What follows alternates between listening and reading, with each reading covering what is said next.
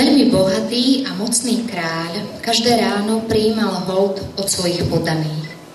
Podmanil si všetko, čo sa dalo, a predsa sa nudil.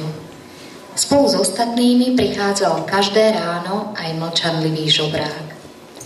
Priniesol kráľovi jablko a potom bez slova odišiel.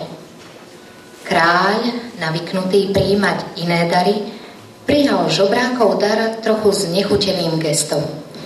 Ale len čo sa žobrák obrátil, začal sa mu posmievať a celý dvor s ním. Žobráka to neodradilo.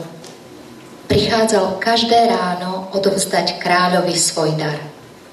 Kráľ jablká prijímal a odkladal ich do koša pri tróne. Dával doň všetky jablká, ktoré mu žobrák s úctou trpezlivo nosil, až začali jablká vypadávať. Jedného dňa do vypadnutého jablka zahryzla kráľová obľúbená opica. Prudko odpľula a hodila ho ku kráľovým nohám. Prekvapený kráľ zbadal v jablku žiarivú perlu. Hneď dal porozkrajovať všetky jablká a v každom z nich našiel perlu. Celý udivený si dal čudného žobráka zavolať.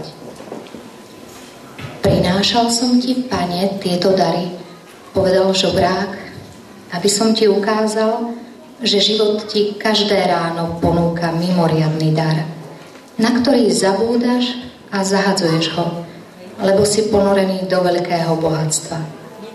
Tým darom je každý deň, do ktorého sa prebúdzaš.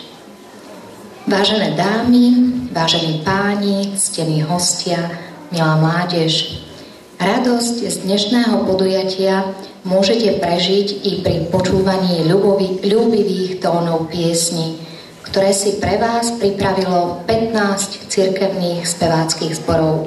Práve toľko ich totiž vystúpi na 3. ročníku prehliadky detských a mládežníckych zborov Košickej eparchie Metoda Dominika Trčku. Zorganizovali ju pre vás Komisia pre mládež Košickej eparchie.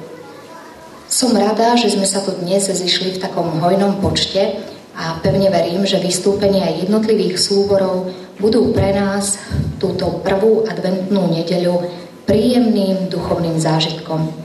Ako prvý sa dnes predstaví zbor svätého Jána Krstiteľa. Tvoria ho deti a mládež z filiálnej obce Blatné Remety farnosti Nižná Rybnica. Zbor vznikol v roku 2004 a v jeho radoch sa postupne prestriedalo okolo 80 detí a mládeže. Zbor svojím spevom pravidelne oslavuje Boha na svätých liturgiách v chráme, účinkuje na rôznych festivaloch. Vedúcimi zboru je duchovný otec Peter Horvát a jeho manželka Silvia Horvátová. V podaní zboru svätého Jána Krstiteľa si dnes vypočujeme dve piesne.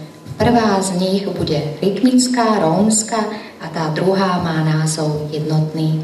Nuž, nech sa vám príjemne počúvajú.